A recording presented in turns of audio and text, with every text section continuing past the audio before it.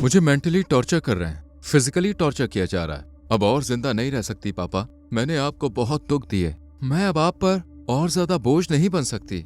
मुझे माफ करना। सब कुछ खत्म हो गया। मैं जा रही हूँ। ये शब्द एक ऐसी लड़की के हैं जिसकी इस ऑडियो रिकॉर्डिंग से महज 20 दिन पहले ही शादी हुई थी और ये अपने दुख को शब्दों के रूप में जाहिर कर रही थी। पर क्यों? ऐसा क्या हुआ था इस लड़की के साथ जो महज शादी के 20 दिन बाद इसने ना जीने का फैसला किया? क्यों एक एडजस्ट शब्द ने परिवार को तबाह और बर्बाद कर दिया? कैसे दहेज बना एक लड़की की जान का दुश्मन? 800 ग्राम सोना और 70 लाख की कार देने के बाद भी क्यों ससुरालियों ने बहू को टॉर्चर किया? आइए जानते हैं दिल दहला देने वाले इस केस फाइल को शुरू से।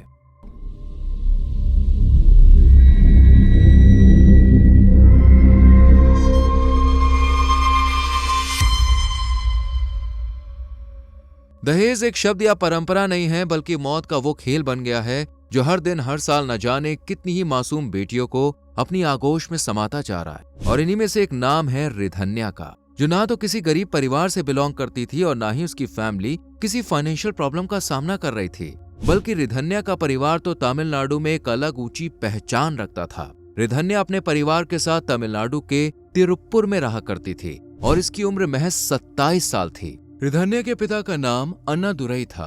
अगर आप तमिलनाडु के तिरुपुर से बिलोंग करते हो या वहाँ के कारोबारियों की अच्छी समझ है आपको, तो आपको पता होगा कि अन्नादुरई किसी बड़ी हस्ती का नाम है। इनकी खुद की गारमेंट मैन्युफैक्चरिंग की कंपनी है। रिधन्या अपने परिवार में इकलौती बेटी थी, इसलिए माता पिता ने उसकी हर ख्वाहिश को पूरा किया।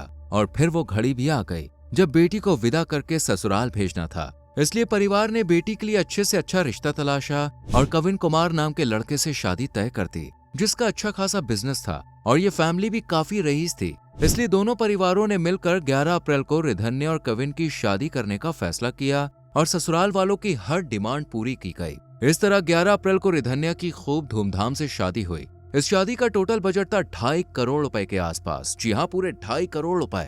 अन्नादुरई ने अपनी बेटी की काफी अच्छी तरीके से शादी की। दहेज में 70 लाख रुपए की एक कार भी गिफ्ट की गई थी और तो और बेटी को करीब 800 ग्राम सोना दिया गया और ससुराल वालों को रिटर्न गिफ्ट के तौर पर पूरे 100 सोने के सिक्के दिए गए थे। और बात यहीं पे खत्म नहीं हुई, बल्कि अन्नादुरई ने यह भी वादा किया कि वो शादी के बाद रिधन्या के ससुराल वालों को 200 सोने के सिक्के और देंगे। इस वादे के साथ अन्नादुरई अपनी बेटी को विदा कर देते हैं। पर इतना खर्च करने के बाद भी ससुराल वालों का पेट नहीं भरता और ये शादी के बाद ही रिधन्या पर 200 सोने के सिक्कों को लेकर दबाव बनाने लगते हैं। रिधन्या भी ससुराल वालों को समझाती है कि मैं बात करूंगी पापा से, वो सारे सिक्के दे देंगे, क्योंकि अभी पापा का बिजनेस कुछ खास नहीं चल रहा है। रिधन्या की बात सुनने के बाद भी ससुराल वाले रिधन्या पर प्रेशर बनाते रहते हैं। ये प्रेशर वक्त के साथ टॉर्चर में बदल जाता है। शादी के महज चंद दिनों बाद ही कविन के घर वाले रिधन्या को फिजिकली और मेंटली टॉर्चर करना शुरू कर देते हैं और ये टॉर्चर इस हद तक बढ़ जाता है कि उसके साथ मारपीट भी होने लगती है।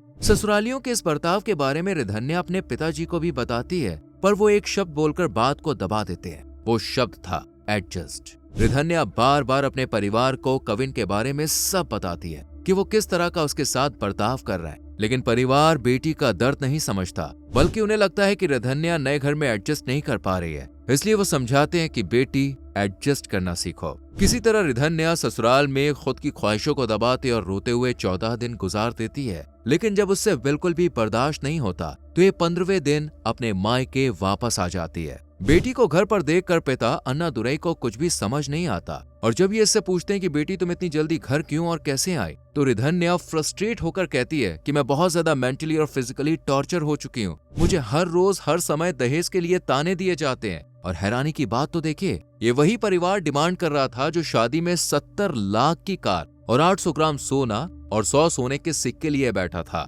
लेकिन इतना सब कुछ मिलने के बाद भी उनकी दहेज की भूख शांत नहीं हुई। रिधन्या चुप नहीं रहती, ससुराल में होने वाली हर एक प्रताड़ना के बारे में अपने परिवार को बता देती है और कहती है कि मैं इस तरह से जुल्म सहते हुए उस घर में नहीं रहूंगी। बेटी की दर्द भरी आवाज नम आंखों को देखने के बाद भी पिता रिधन्या को ही समझाते हैं और कहते हैं कि ये सब आम बात है, बस तुम थोड़ा एडजस्ट करना सीखो। यानी कि एक शब्द ने पूरे मामले पर मिट्टी डाल दी। अपने परिवार का अनसपोर्टिव बर्ताव देखकर रिधन्या और ज्यादा टूट जाती है, क्योंकि ससुराल वाले तो गैर थे जो उस पर जुल्म कर रहे थे, लेकिन ये परिवार तो अपना होकर भी उसका दुख नहीं समझ रहा था। रिधन्या परिवार की बात मानकर एक बार फिर से ससुराल जाने का फैसला करती है पर सिर्फ एक शर्त पर कि जब उसके पिता उसकी सास से बात करके उन्हें समझाएंगे ताकि वो आगे रिधन्या को टॉर्चर ना करे। बेटी की बात मानकर अन्नादुरई रिधन्या के ससुराल वालों को कॉल करके जब रिधन्या की बात बताते हैं तो सास चित्रा देवी थोड़ी ही देर में सीधा रिधन्या के घर आ जाती है और परिवार से माफी मांगते हुए कहती है कि मेरे बेटे ने जो गलती की है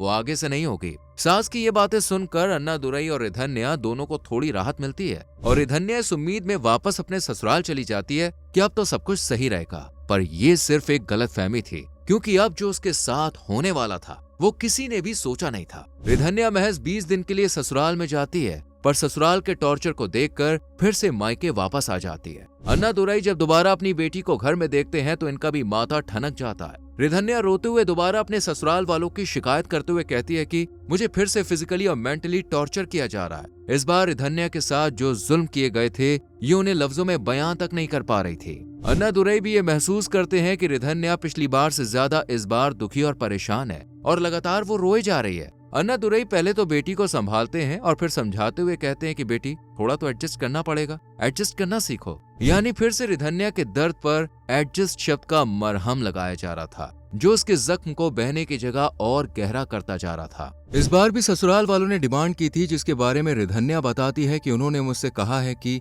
करीब 4.5 किलो सोना लेकर आना। दरअसल कविन के पड़ोस में एक लड़की की शादी हुई थी, जिसे लड़की वालों ने बिजनेस स्टार्ट करने के लिए पूरे 100 करोड़ रुपए दिए थे।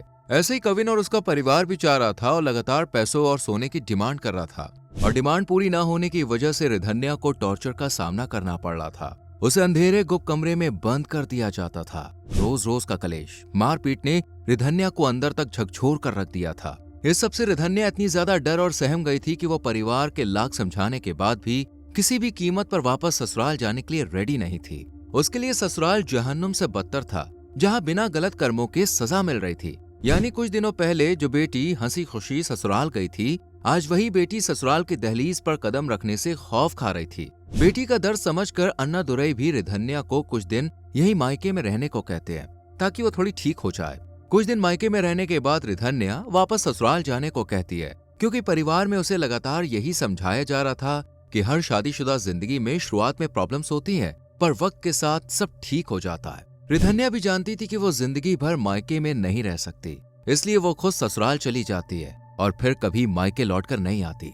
कुछ दिन बेटी के ससुराल में गुजारने से परिवार को भी लगने लगता है कि अब बेटी एडजस्ट करना सीख गई है और जैसे तैसे परिवार में जिंदगी गुजार रही है। लेकिन परिवार ये नहीं जानता था कि बेटी का ये दर्द उसे जिंदगी से जल्द ही दूर करने वाला है। और फिर आता है 29 जून का वो दिन, जो रिधन्या के लिए वो मनहूस दिन बनकर आया, जिसने उसकी आखिरी सांसें भी छीन ली और उसे हर दुख तकलीफ से जिंदगी भर के लिए आजाद कर दिया। 29 जून को रिधन्या अपने ससुराल वालों से कहती है कि मुझे मंदिर जाना है। परिवार भी बिना कुछ कहे इसे मंदिर जाने की परमिशन दे देता है और फिर रिधन्या कार लेकर अकेली ही घर से बाहर निकल जाती है। ससुराल से सीधा ये मंदिर के रास्ते पर निकल पड़ती है, पर मंदिर नहीं जाती, बल्कि ये बीच रास्ते में ही सड़क किनारे कार खड़ी करती है और फिर कुछ ऐसी हानिकारक डेंजरस चीज निकाल कर खाती है, जिससे कुछ ही मिनटों में रिधन्या की जान चली जाती है और रिधन्या के मुंह से झाग निकलना शुरू हो जाता है। पर इस बात की खबर ना तो इसके मायके वालों को होती है और ना ही ससुराल वालों को कुछ पता चलता है कि रिधन्या अब इस दुनिया से जा चुकी है।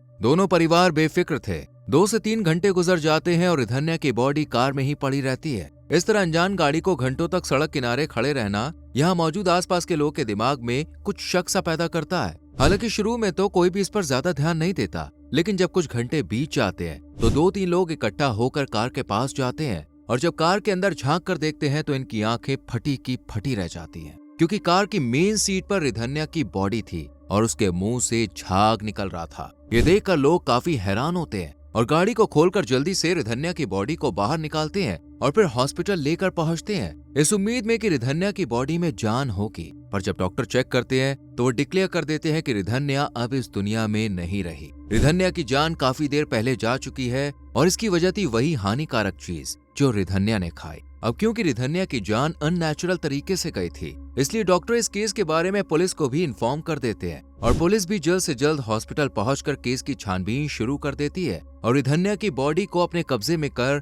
पोस्टमार्टम के लिए भेज देती है। और पता चलता है कि रिधन्या ने कीटनाशक की गोलियां खाई थी। इसके बाद रिधन्या की बॉडी उसके परिवार वालों को सौंप दी जाती है पुलिस जानना चाहती थी कि आखिर इतने बड़े कारोबारी की बेटी ने अपनी जान क्यों ले ली, और जब यही सवाल पुलिस रिधन्या के परिवार से करती है तो पिता अन्नादुराई सब सच बता देते हैं और साथ ही ये भी खुलासा करते हैं कि जान देने से पहले रिधन्या ने उन्हें 7 ऑडियो रिकॉर्डिंग व्हाट्सएप पर सेंड की थी, जिनमें रिधन्या का दर्द और उसकी तकलीफ साफ झलक रही थी। पुलिस ने इन 7 ऑडियो रिकॉर्डिंग्स को सबूत के तौर पर अपने पास रखा, जिनमें रिधन्या का दर्द छुपा था। जब पुलिस इन ऑडियो नोट्स को सुनती है तो उनके सामने भी सारा सच आ जाता है। एक ऑडियो नोट में रिधन्या ने रो रो कर कहा था कि कविन और उसके माता पिता ने मुझे शादी के लिए फंसाने की साजिश रची थी। मैं उनकी रोजाना की मानसिक प्रताड़ना सहन नहीं कर पा रही हूँ। मुझे नहीं पता कि इस बारे में मैं किससे बात करूँ। कुछ चाहते हैं कि मैं समझौता कर लूँ। ये बात खासतौर से रिधन्या अपने परिवार, अपने पिता को टॉन्ट करते हुए कहती है, क्योंकि उन्होंने अपनी बेटी का दर्द कभी नहीं समझा, सिर्फ उसे एडजस्ट और समझौता करने की सलाह दी। आगे रिधन्या ने कहा कि लोग चाहते हैं कि मैं समझौता कर लूं। उनका कहना है कि जिंदगी ऐसी ही होती है, वो मेरे दर्द को नहीं समझ पाते। शायद आपको भी लगे कि मैं झूठ बोल रही हूँ, लेकिन ऐसा नहीं है। हर कोई नाटक कर रहा है और मुझे नहीं पता कि मैं क्यों चुप हूँ या मैं ऐसी क्यों हो गई हूँ, लेकिन मैं जिंदगी भर आप पर बोझ नहीं बनना चाहती। लेकिन इस बार मेरी कोई गलती नहीं है और मुझे अब अपनी जिंदगी पसंद नहीं आ रही। अगले नोट में रिधन्या ने कहा कि वो मुझे मानसिक रूप से प्रताड़ित कर रहे हैं और वो कविन मुझे शारीरिक रूप से यातना दे रहा है। मैं अपनी जिंदगी जारी नहीं रख सकती। आप और माँ मेरी दुनिया है। मेरी आखिरी सांस तक आप मेरी उम्मीद रहे, लेकिन मैंने आपको बहुत दुख दिया। आप इसे खुलकर नहीं कह पा रहे, फिर भी आप मुझे इस हाल में नहीं देख सकते हैं। मैं आपके दर्द को समझ सकती हूँ। मुझे माफ करे पापा, सब कुछ खत्म हो गया, मैं जा रही हूँ। शायद आप इस ऑडियो नोट को रिधन्या की गमगीन आवाज में सुनते तो आपका कलेजा भी छलनी हो जाता, आंखों से आंसू टपकने लगते। लेकिन अफसोस, रिधन्या के ये शब्द एक कहानी बनकर रह गए। ना तो परिवार ने उसे समझा और ना ही उसका साथ दिया। लेकिन रिधन्या को खोने के बाद पिता अन्नादुराई ने यह ठान लिया कि वो बेटी के ससुराल वालों को बख्शेंगे नहीं। इसलिए उन्होंने पुलिस से भी यही कहा कि उनकी बेटी की जो जान गई है उसके पीछे सिर्फ और सिर्फ उसका ससुराल है। पुलिस के पास भी सबूत के तौर पर रिधन्या के ऑडियो नोट्स थे, जिनमें उसने अपने ससुराल वालों की टॉर्चर की बात कही थी। इन्हीं सब सबूतों और बयानों को आधार मानकर पुलिस कविन के घर पहुंच जाती है। वहां पहुंचकर पुलिस कविन, उसकी मां चित्रा देवी और पिता ईश्वर मूर्ति को दहेज उत्पीड़न और खुदकुशी के लिए उकसाने के आरोप में गिरफ्तार कर लेती है और अभी केस की जांच पड़ताल की जा रही है। भले रिधन्या के ससुराल वालों को हिरासत में ले लिया गया है, लेकिन रिधन्या की जान वापस लाना, उसने जो दर्द सहा उसे कम कर पाना नामुमकिन है। रिधन्या की मौत के पीछे ससुराल वालों का क्रूर चेहरा, उनके अत्याचार और जुल्म तो छुपे ही है, लेकिन कहीं न कहीं रिधन्या का अपना परिवार भी इस सब का जिम्मेदार है। क्योंकि अगर माँ बाप ने शुरू में ही रिधन्या का दर्द समझ लिया होता और ये एडजस्ट की कहानी ना बोली होती तो शायद रिधन्या को अपनी जान नहीं देनी पड़ती। अगर वक्त रहते उसे जहन्नम रूपी ससुराल से बाहर निकाल लिया जाता तो वो शायद इस मोड़ पे आके खड़ी नहीं होती कि उसे अपनी जान देनी पड़ती। पर अफसोस, भारत के मैक्सिमम पेरेंट्स की तरह रिधन्या के परिवार ने भी बेटी को नहीं समझा और उसे एडजस्ट करने की सलाह दी, और एडजस्ट का नतीजा कितना खौफनाक निकला ये आप सबके सामने है। रिधन्या ने ससुराल की मार, टॉर्चर, बदतमीजियां सहने से बेहतर ये दूसरा ऑप्शन चुना कि अगर वो दुनिया में नहीं रहेगी तो दोनों परिवार आराम से एडजस्ट कर लेंगे। ना तो ससुराल वालों को रिधन्या से कोई गिला शिकवा रहेगा और ना ही उसके खुद के परिवार पर वो बोझ बनेगी। इसलिए रिधन्या ने खुद की जान लेकर दोनों परिवारों को एडजस्ट करने का मतलब सिखा दिया और साथ ही माँ बाप को ये सीख भी दी कि एडजस्ट शब्द से कभी कभी घर बनते नहीं, बल्कि इस हद तक बिगड़ जाते हैं कि उन्हें वापस ठीक करना नामुमकिन सा हो जाता है। इसलिए माँ बाप को समाज क्या कहेगा, लोग क्या कहेंगे, ऐसी बातों को पीछे छोड़कर अपने बच्चों का साथ देना चाहिए, ना कि एडजस्ट करने की रट लगानी चाहिए। वैसे आपको क्या लगता है, रिधन्या की मौत में कहीं ना कहीं उसके परिवार भी जाने अनजाने में दोषी हैं या नहीं? कमेंट में अपनी राय जरूर दें। वीडियो को लाइक और शेयर करके चैनल को सब्सक्राइब करें और बेल आइकॉन प्रेस करें, जिससे आने वाली केस फाइल्स आपसे मिस ना हो।